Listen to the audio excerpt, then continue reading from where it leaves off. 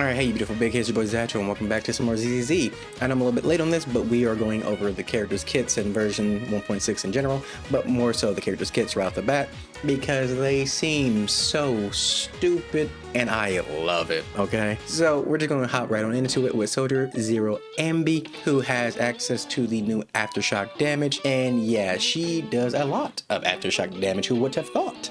The way she deals this aftershock damage is through the use of her regular skill. So keep that in mind because everything revolves around her skill. So simply hitting the enemy with your basic attacks, it will actually build up charges on the enemy. When you look at the enemy, you will see a new blue indicator around them with 3 little spikes poking out. And as you hit the enemy, you actually see the gauge around the enemy build up. And once it hits one of those spikes, it will actually light up. So once one of those spikes are lit up, it is considered a charge. And you can simply press your skill after a charge is ready to then deal aftershock damage to the enemy. Now what you would like to do is wait for this to actually get all 3 built up and then hit them with 3 instances of aftershock damage back to back to back, because once you do that, anytime you hit an enemy with 3 instances of aftershock damage, an additional lightning bolt will come down, hitting them with 1 more instance of aftershock damage. So just a lot of damage just right there off the bat. Now moving over to the EX skill, all the EX skill does is apply 3 charges on the enemy. So pressing your EX skill puts them right into a state to where you can hit them with 3 instances of charge to then get the additional lightning bolt off. Same with her ultimate, it also inflicts 3 marks on the enemy, allowing you to then again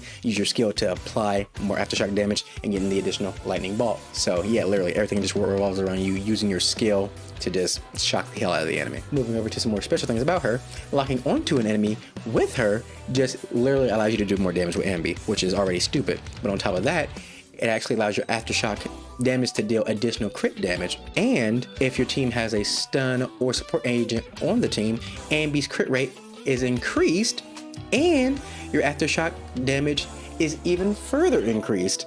So yeah, it's just a free reign of just aftershock damage everywhere. You lock onto the enemy, you get additional damage and crit damage for your aftershocks, and then just having a stun or support on the team just lets you get more crit rate. So it's just free damage. Literally, it's just free damage. I feel so bad for Haramasa because it's just like free. It's just free. Now moving over to Pulchra, even though they didn't give us too much about her kit, they did give us a little tidbit, so we can just work with that. So when it comes to Pulchra, whenever she uses an EX skill, assist, follow-up, chain attack, or ultimate, she enters a new state, her little hunter state, and she will get increased days inflicted. You can tell you're in the state because she has a little special gauge and it will light up when she is in that state. So it's very, obvious that you're in that state.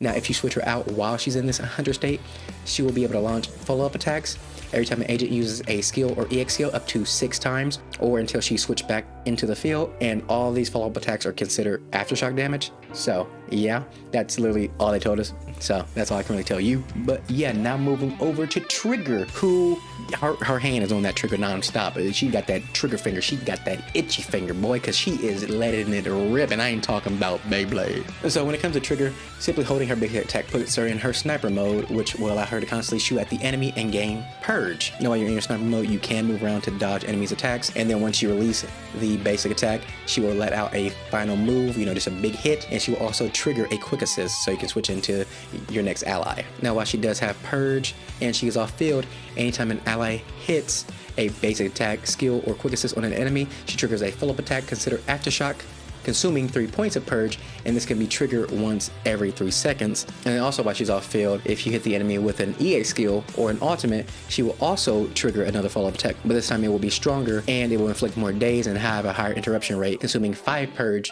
but this one can only be triggered 2 times every 20 seconds. And this should also be considered aftershock damage, even though they don't mention that it is. Now whenever Trigger hits an enemy with her aftershock, she also applies weakness on the enemy, which is a special stun multiplier that takes effect even when the enemy isn't stunned, so she's increasing the damage that the enemy takes. And then when she uses her EX skill, it lets any attack from an ally trigger her follow-up attack without consuming purge for 8 seconds, and follow-up attacks can be triggered up to 4 times during this period. And then lastly, her ultimate has a similar effect, which is it lets any attack from an ally trigger her follow-up attack without consuming purge for 12 seconds, and it can trigger up to 6 follow-up attacks during this time period. So yeah, Trigger is going to be shooting the enemy a lot, and I love it. Just thinking about having her and Amby together, just lighting the enemy up with all that electricity is going to be magnifique. Oh my god, it's going to be beautiful. Now when it comes to banners, we will have Soldier O-Anby first with her signature weapon and Pulchra alongside her, and then after that in phase 2, it will be Trigger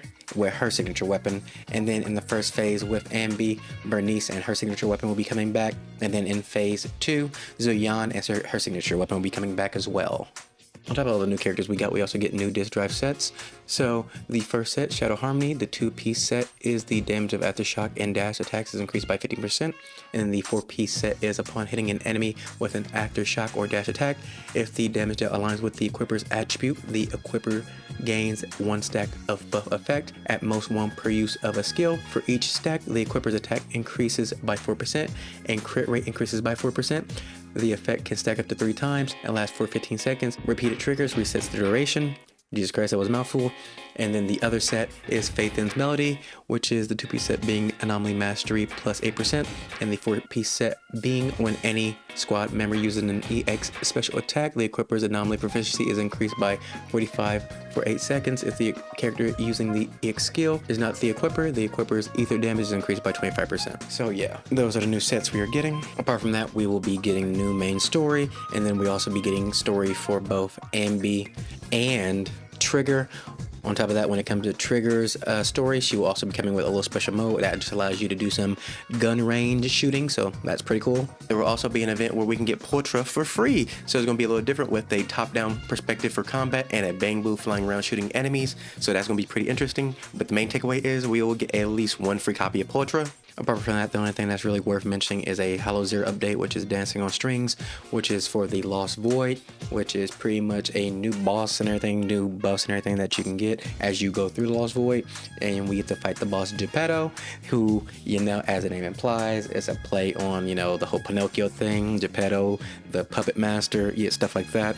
The characters who will be getting augments this time around will be Jane Doe, Corin, and Astro Yao, so that's going to be pretty cool and interesting. Apart from that, it's just standard stuff, lots of new events, you know, login bonuses, 10 pulls for both bang boos and characters, double drop events, you know, so there's no real point in really going over all that other stuff because honestly, we're all going to forget about it until it actually drops. So yeah, just going to keep it a whole bean with you. But anyways, I hope y'all enjoyed the video. Like, comment, subscribe, all that good stuff. I hope you are as excited for Trigger and O-Anby as I am, because I'm ready to go crazy, man. I'm ready to go crazy. It's even crazier that Howard Mouse is already getting power creep, but it is what it is. I'll see you in the next one. Love you guys, and bye-bye.